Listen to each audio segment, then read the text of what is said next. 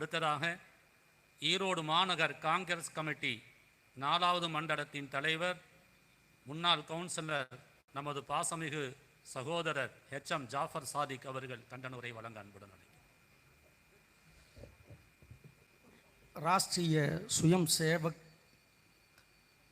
அமைப்பால் அறிவுறுத்தப்பட்டு நடைபெற்று கொண்டிருக்கின்ற மத்திய மதவெறி பிடித்த பாஜக அரசின் 2025ஆம் ஆண்டு வக்பு திருத்த சட்டத்தை திரும்பப் பெற வலியுறுத்தி தமிழ்நாடு ஜமாத்துல் உலமா சபையின் அறிவுறுத்தலின் பேரில் ஈரோடு மாவட்ட ஜமாத்துல் உலமா சபையின் சார்பாக நடைபெறுகின்ற இந்த கண்டன பொதுக்கூட்டத்திற்கு தலைமையேற்றுள்ள மார்க்கறிஞர்கள் உள்ளிட்ட ஜமாத்துல் உலமா சபையின் அத்துணை பொறுப்புகளிலும் இருந்து இந்த சமூகத்தை வழிநடத்தி செல்லு கொண்டிருக்கின்ற அனைத்து மார்க்க அறிஞர்களும் மற்றும் இந்த நிகழ்ச்சியிலே கலந்து கொண்டு சென்றுள்ள அமைச்சர், நாடாளுமன்ற உறுப்பினர், சட்டமன்ற உறுப்பினர் மற்றும் எனக்கு பின்னால் பேச இருக்கின்ற அத்துணை பேருக்கும், அரசியல் கட்சியை சார்ந்தவர்களுக்கும், சமுதாய சகோதரர்களுக்கும், தொப்புள் குடி உறவுகளான அனைத்து உள்ளங்களுக்கும் என்னுடைய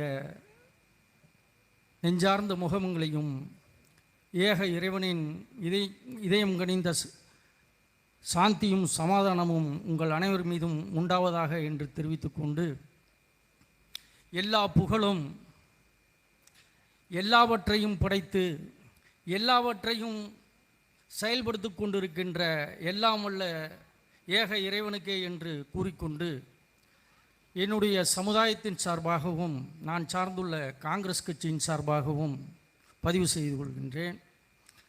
ஆரிஃப் பேசினது போல பிரிட்டிஷ் ஆட்சியிலே இந்த வக்பு சட்டத்தை வரன்முறைப்படுத்தப்பட்டு 2013 ஆண்டு வரை நடைபெற்ற வக்பு திருத்த சட்டங்கள் அனைத்தும் இந்த சமுதாயம் அறிவுறுத்தி கேட்டுக்கொண்டதன் விளைவாக இருந்த அரசாங்கங்கள் இந்த சமூகத்திற்காக பாதுகாப்பாக திருத்தங்களை மேற்கொண்டதுதான் வக்பு திருத்த சட்டம்.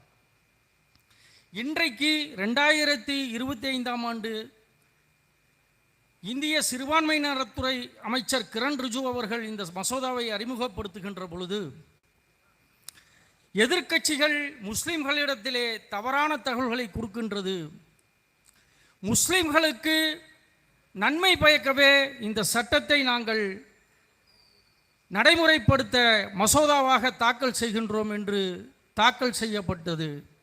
கடும் எதிர்ப்புக்கு பிறகு பாராளுமன்ற கூட்டுக்குழுவிற்கு அனுப்பப்பட்டும் 8 மணி நேர விவாதம் என்று அன்றைக்கு அனுமதிக்கப்பட்டிருந்தாலும் 12 மணி நேர விவாதத்திற்கு நாடாளுமன்றத்திலேயும் அடுத்த நாள் ராஜ்யசபாவில் நிறைவேற்றப்பட்டு உடனடியாக ஜனாதிபதி அவர்களுடைய ஒப்புதலுக்கு அனுப்பப்பட்டு அரசிதழில் வெளியிடப்பட்டு சட்டமாக நடைமுறைக்கு வந்துவிட்டது. முஸ்லிம்களுக்கு நன்மை செய்வதற்காக கொண்டு வந்த சட்டம் என்று கொண்டு வந்தவர்கள் யார் என்று சொன்னால், 100 ஆண்டு காலமாக இந்த தேசத்தை இந்து ராஷ்டிரமாக நாம் கொண்டு வர வேண்டும் என்று செயல் திட்டத்தை வகுக்கப்பட்டு நடத்தி கொண்டு இருப்பவர்கள்தான். அதனுடைய விளைவுதான் இந்த தேசம் விடுதலை அடைந்த போது மதத்தின் பெயரால் முஸ்லிம்களுக்கு என்று ஒரு ஜின்னா அதற்கு பின்பாக இருந்தாலும் கூட அதற்கு அடித்தளமிட்டு இவர்கள் இருந்தால் இந்த தேசத்திற்கு சல்லைதான் என்று பிரித்து அனுப்பியதற்கு முக்கியமான காரணமானவர்கள் இவர்கள்தான். அதற்கு பிறகு தேசம் பிளவுபட்ட பிறகு மிகப்பெரிய மதக்கலவரம், பாகிஸ்தான் எப்படியோ போய் கொண்டு போகட்டும், இந்த தேசம் அனைத்து மதங்களுக்கான தேசம், இஸ்லாமியர்களும் அனைத்து மதத்தினர்களும் இந்த தேசத்தினுடைய விடுதலைக்காக பாடுபட்டவர்கள் என்று இஸ்லாமியர்களுக்கு மிகப்பெரிய பாதுகாப்பாக இருந்து மதச்சார்பற்ற நாடாக இந்த தேசம் உருவாக வேண்டும் என்று மகாத்மா காந்தி அவர்கள் வலியுறுத்திய போது, இவன் இருந்தால் மீண்டும் முஸ்லிம்களை விட்டுவிடுவான் என்று இந்த நாடு விடுதலை பெற்ற பிறகு 5.5 மாதங்களில் தேசப்பிதா மகாத்மா காந்தி அவர்களை சுட்டு கொண்டவர்கள்தான்.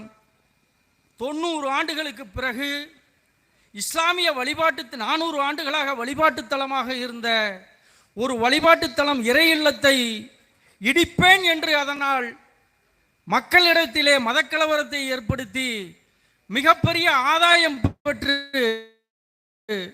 முஸ்லிம்களுக்கு மிகப்பெரிய ஒரு கலவரத்தை ஏற்படுத்தி அதன் மூலியமாக ஆட்சிக்கு வந்து இந்த 10 ஆண்டுகளாக இவர்கள் நிறைவேற்றிய சட்டங்கள் என்னென்னவென்று சமுதாயத்திற்கு தெரியும். நீண்ட நேரம் நாம் கூறாதனால் முத்தலாக் சட்டம், CAA, NRC என்று பல்வேறு திட்டங்களை அவர்கள் சட்டமாக்கி இருக்கின்றார்கள்.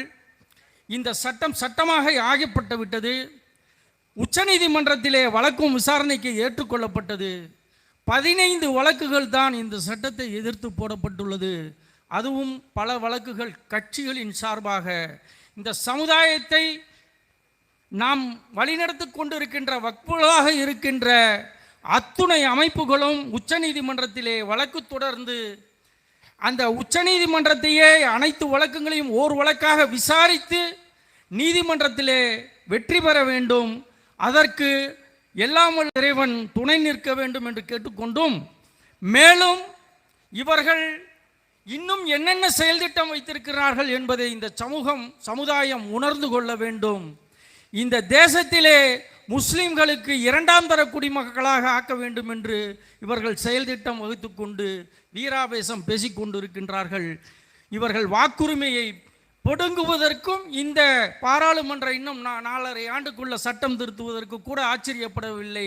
இந்த சமூகம் விழித்து கொள்ளவில்லை என்று சொன்னால், இந்த சமுதாயம் எதிர்த்து போராடவில்லை என்று சொன்னால் அதுவும் நடைபெறும். இவைகளையெல்லாம் உள்வாங்கி கொண்டு ஏதோ கண்டன கூட்டங்கள் பதிவு செய்து கொண்டு கண்டன ஆர்ப்பாட்டங்கள் நடத்தி கொண்டு இல்லாமல் அடுத்த முன்னெடுப்புக்கும் நடத்து இந்த சமுதாயத்தின் மேல் இனி நாம் ஏதாவது செய்ய நினைக்க வேண்டும் என்று சொன்னால் அது நமக்கு பேராபத்தாக முடியும் என்று அப்படி ஒரு நிலையை உருவாக்க வேண்டும். ஜமாத்துல் உலமா சார்பின் சார்பாக நடைபெறுகின்ற விஷயத்தினால் உலமாக்களுக்கும் என் மனதில் பட்டதை சொல்கின்றேன். 1400 ஆண்டுகளுக்கு முன்பாக மார்க்கம் நிறைவு பெற்றுவிட்டது என்று இறுதி இறை தூதர் அவர்கள் நமக்கு மார்க்கத்தை, இறைவன் வேதத்தை கொடுத்தான். இறுதி தூதர் அவர்கள் இந்த மார்க்கம் நிறைவு பெற்றுவிட்டது என்று அவர்கள் வழிமுறைகளை காட்டி சென்று விட்டார்கள். நாம் இந்த வக்ஃபை நிர்வாகம் செய்த போது சரியாக செய்தோமா அல்லது நாம் இதை விட்டு விட்டோமா, எதனால் இறைவனுடைய இந்த சோதனை என்பதையும் நாம் சமுதாயம் சிந்தித்து பார்க்க வேண்டும். எந்த நோக்கத்திற்காக வக்ஃபு செய்யப்பட்டதோ அந்த சொத்துக்கள் எல்லாம் இந்த சமுதாயம் நிர்வகித்த இதுவரை இந்த சமுதாயத்திடம் இந்த சொத்துக்கள் இருந்ததா என்பதையும் நாம் கேட்டுக்கொண்டு அதையும் நடைமுறைப்படுத்துவதற்கு நாம் முயற்சி செய்ய வேண்டும். ஏனென்று சொன்னால் இறைவன் மீது நம்பிக்கை வைத்த இறுதி தூதருடன் இருந்த சகாபாக்கள் அவர்களுக்கு இறைவன் மிகப்பெரிய வெற்றியை கொடுத்தான். ஈமானை இறைவன் மீது நாம் நம்பிக்கை வைத்த போது அன்றைய பேரரசாக இருந்த பல்வேறு பாரசீக பேரரசாக இருந்தாலும், ரோமானிய பேரரசாக இருந்தாலும், கிஸ்லாவாக இருந்தாலும், ஷாமாக இருந்தாலும், கான்ஸ்டாண்டினோபிளாக இருந்தாலும், உமருடைய ஆட்சி காலத்திலே அத்துணை பெரும் பகுதியும் இந்த உலகத்தினுடைய பெரும் பகுதியும் இஸ்லாத்தின் வகையிலே இஸ்லாமிய நாடாக இஸ்லாமிய உமருடைய ஆட்சி காலத்திலே கட்டுப்பாட்டில் இருந்ததற்கு எப்படி எதற்காக இறைவன் கொடுத்தான், அதுவும் யார் மூலியமாக கொடுத்தான். நிச்சயமாக பத்ர் போரிலே தோற்றவர்கள், பத்ர் போரிலே கொல்லப்பட்டவர்களுடைய வாரிசுகளும் பத்ர் போரிலே பாதிக்கப்பட்டவர்களுமான அபூஜஹலின் மகன் அபு சுஃபையான் அனைவரும் எதிர்த்து போரிட்டு இந்த சமூகத்திற்காக இந்த சமுதாயம், முஸ்லிம் சமுதாயம் வெற்றி கொள்ளப்பட்டது.